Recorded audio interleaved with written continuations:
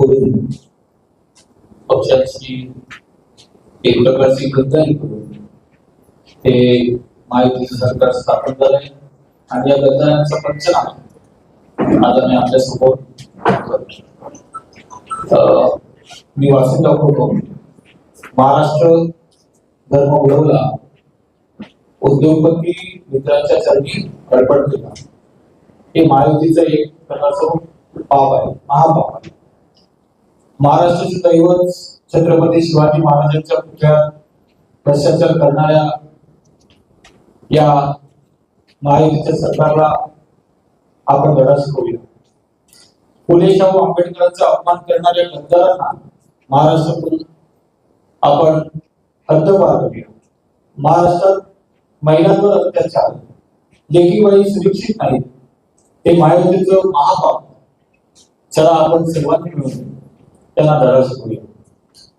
शेतमालाला हमी भाव आणि पीक विमा मिळत नाही.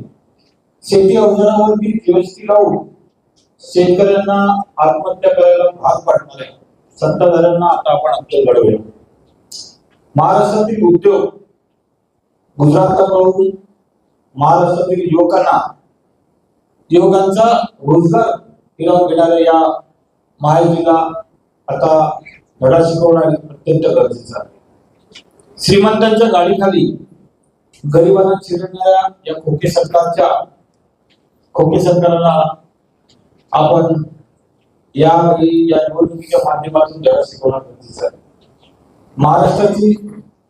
महाराष्ट्र सरकारची ऋतू प्रत्येक कामात तुम्ही पाहिलं असेल, प्रत्येक कामात 30% कमिशन घेणाऱ्या टक्केवारी सत्ताधाऱ्यांना धडा शिकवणं गरजेचं आहे. पेपर करून कंत्राटी भरती करून तरुणांचं आयुष्य तुम्ही पाहिलं असेल की या वर्षात मागच्या 2 वर्षात सरकारी परीक्षा झाल्या, त्यामध्ये प्रत्येक वेळी पेपर फुटची घटना आपल्या समोर येते. तरुणांचं आयुष्य उद्ध्वस्त करणाऱ्या या सरकारची पोलखोल करूया. पेट्रोल, डिझेल, गॅस, तेल, तिखट मीठ महाग करून सामान्य जनतेचं कपड होणाऱ्या सरकारला सत्तेतून हद्दपार करणं अत्यंत गरजेचं आहे.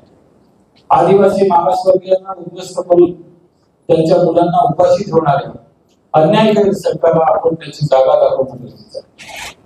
उद्योगपतींच्या फायद्यासाठी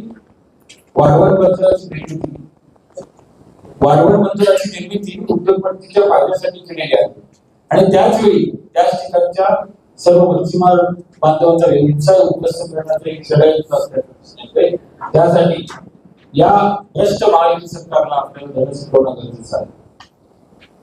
घोषित निधी न देता मराठवाड्याला दुष्काळाच्या खाईत जोडणाऱ्या या सरकारला आपल्याला पटलं राहणं गरजेचं आहे.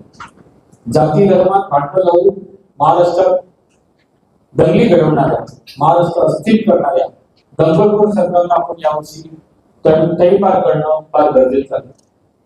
यापुढे हे जे बुलेट पॉईंट तुम्हाला सांगितले त्याचं थोडं ब्रीफ आमच्या सोबत सीपीआयचे पुलक चौकटी आहेत, ते तुम्हाला त्याबद्दल ब्रीफ होते.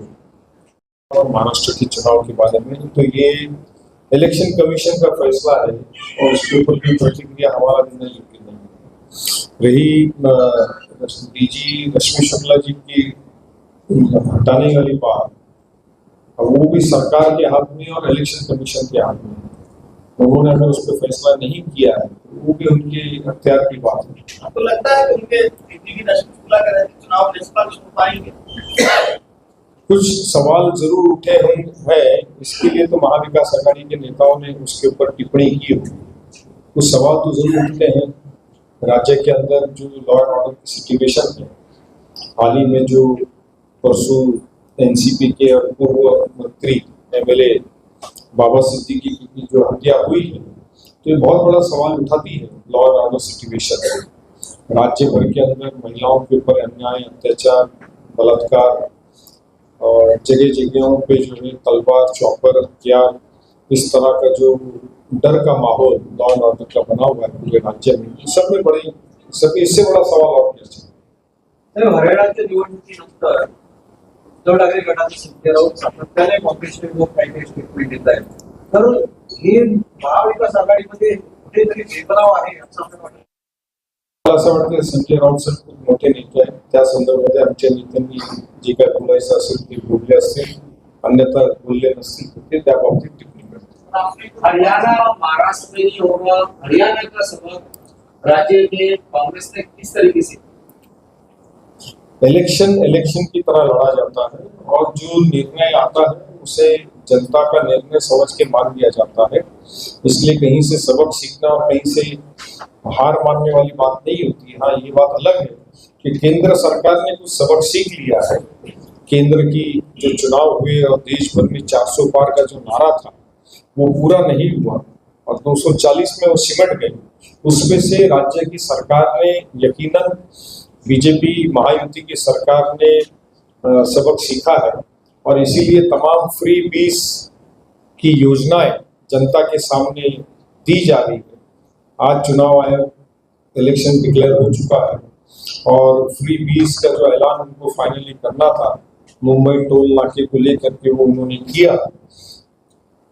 सर, इसका भी जनता के हिसाब से ये नकारात्मक पंचनामा पढ़कर तो अच्छा लगा, लेकिन कैसे ऐसे हम कर सकते हैं मीरा भाईंदर के लिए कि मीरा भाईंदर की कांग्रेस यहाँ की स्थानीय राजनीति को लेकर ऐसा पंचनामा जारी करने की ये महाराष्ट्र के विधानसभा का चुनाव है, महानगर पालिका का चुनाव नहीं है. यकीनन तौर पे जो फेलियर ऑफ महायुति सरकार है उसके बाबत में ये पत्रिका निकाली गई है और उस सिलसिले में जरूर बातें की जाएंगी. सर, आपके पास तो एक प्रश्न कोणता मीडियाच्या माध्यमातून तुमच्या लोकांच्या माध्यमातून आणि कार्यकर्ते या संदर्भामध्ये प्रत्येक ठिकाणी जागोजागी प्रचार यंत्रणांच्या माध्यमातून प्रचारामध्ये या विषयावरती बोलतील. राज्य स्तर पे आपका पंचनामा, राज्य स्तर पे ये पंचनामा रहेगा, लेकिन जो लोकल भ्रष्टाचार होते हैं क्या उसके ऊपर भी फोकस करेगी कांग्रेस? नहीं, मैंने उसके जवाब दिया कि जैसे जैसे प्रचार शुरू होगा तो उसके ऊपर भी सारी बातचीत की जाएगी. आज जो पंचनामा करने के लिए कॉन्फ्रेंस बुलाए हैं, तो इसमें नया कहें तो कांग्रेस पहले से ही पंचनामा या पर्दाफाश करती रही, नया क्या पंचनामा करेंगे? शीशे पे धूल जम जाती है तो उसे साफ करना पड़ता है ताकि चेहरा नजर आए.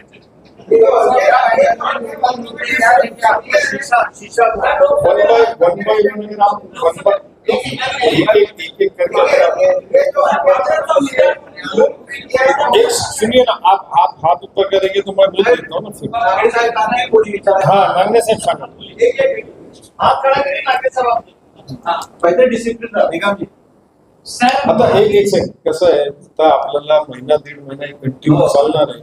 डिसिप्लिन आवश्यक आहे. मग आम्ही एवढं डिसिप्लिन मध्ये बसलो समोर तर आम्ही अपेक्षा करतो, एक्सपेक्ट करतो. म्हणून एक लाईन ऑफ हा, तर आता यापुढे आपण असं ठरवूया जसं आपण हात वर केलं तर नागणे साहेब आमचे जे आहे ते आणि शब्दतो sir, Mahavikas Aghadi CM face के बिना ही चुनाव लड़ेगी. कांग्रेस की परंपरा रही है कि वो चुनाव में जो है सीएम फेस कहीं पे भी पूरे देश में वो सीएम फेस कहीं डिक्लेयर नहीं करती, वो जनता पे छोड़ देती है और जब जनता उसे बहुमत के फिगर्स पे पहुंचाती है तब पार्टी की सीएलपी की मीटिंग होती है, सीएलपी का लीडर फिक्स किया जाता है, अपॉइंट किया जाता है. तुम्ही सांगा ना नागणे.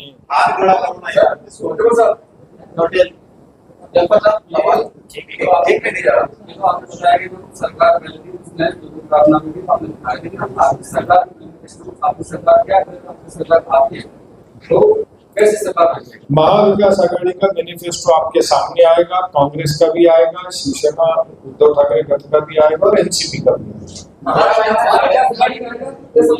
शहर के क्या मुद्दे लेकर आप जनता के सामने आएंगे और क्या आपके तरफ से वचननामा निकलेगा?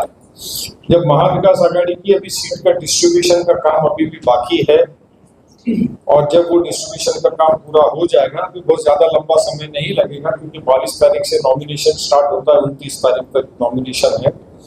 तो बहुत ही जल्द जैसे ही महाविकास आघाड़ी का सीट का डिस्ट्रीब्यूशन होगा, कांग्रेस अपनी उम्मीदवारी निश्चित करेगी, फिर जो भी कांग्रेस का कैंडिडेट होगा, यहाँ पर महाविकास आघाड़ी के अंदर कांग्रेस को सीट गई हुई है, तो जो भी कैंडिडेट होगा तो उस हिसाब से फिर जो भी इलेक्शन का प्रोसेस है, मैनिफेस्टो देना, जाहिरनामा निकालना, पंचनामा करना, वचन कोई रहेंगे आप नहीं जाहिरनामा ही वचननामा होता है। एक घोषणा पत्र इंडिया अलायंस का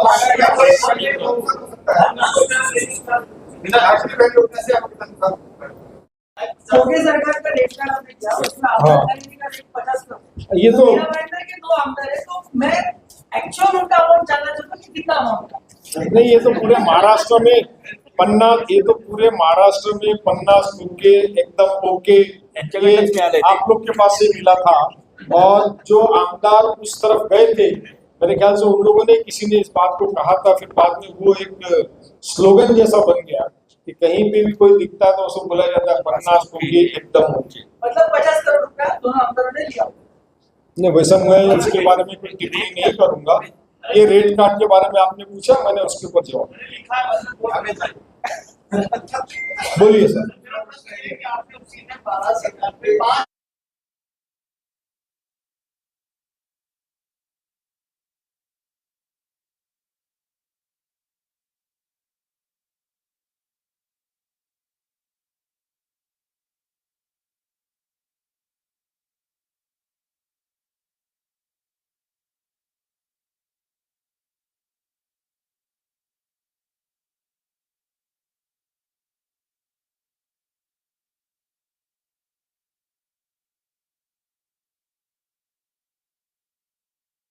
इलेक्शन के वक्त में ये दे दिया, वो दे दिया, वो कर दिया, वो कर दिया, मगर जनता इस बात को भूली नहीं है कि आपने जीएसटी लगाया। दाल, रोटी, आटा, चावल, नमक, कपड़ा, लत्ता, जूता, पेन, चप्पल, बुक, नोटबुक, टीवी, फ्रिज, हर चीज पर आपका जीएसटी लगा। हर गरीब आदमी का परिवार जो 10,000 रुपया कमाता है वो अमूमन मिनिमम 1000 से 1500 रुपये जीएसटी में उसका पैसा जाता है। गैस का सिलेंडर क्या भाव था, कितने में आ रहा है, मुझे आपको बताने की जरूरत है? 400 से 900, पेट्रोल 60 से 100, डीजल, इसके ऊपर का जीएसटी हटा नहीं। तो ये जो गरीब आदमी, जो मध्यम वर्ग के जो लोग हैं, इनके ऊपर ये मार पड़ी है। और आज उसी वर्ग को अपनी तरफ करने के लिए जब आपको लोकसभा में नजर आया कि लोगों को इस बात का एहसास है और लोग आपकी सरकार से खुश नहीं है, तो लोगों ने आपको केंद्र से 400 पार नहीं होने दिया, 250 भी पार होने नहीं दिया। तो उससे डर के आप इस तरह की फ्री बीज योजना लाते हैं। और एक बात इन्होंने कहा कि ये आपने कहा शायद कि इसका फाइनेंस डिपार्टमेंट का क्लियरेंस नहीं। जो न्यूज मीडिया में जो फिगर्स आते हैं मैं उसी पे बता रहा हूं कि सारे डिपार्टमेंट्स के निधि इन फ्री बीज के लिए जो योजनाएं सरकार लाई है उसके लिए वर्ग कर दी गई है। और आने वाली जो भी सरकार होगी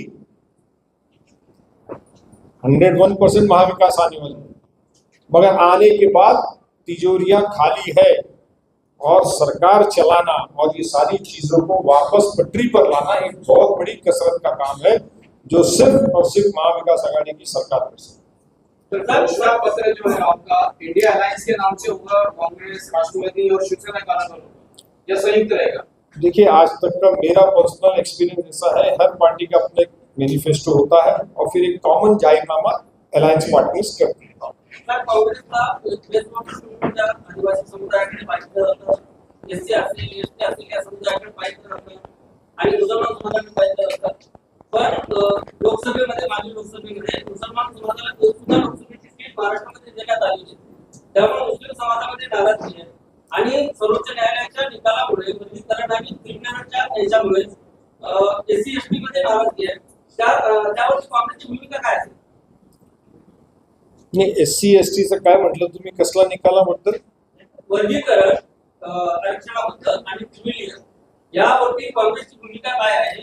आमच्या पक्षाने, अखिल भारतीय काँग्रेस समितीने आणि महाराष्ट्र प्रदेश काँग्रेस समितीने सुप्रीम कोर्टकडनं जे जजमेंट आलं त्यावरती आपली भूमिका स्पष्ट केलेली आहे।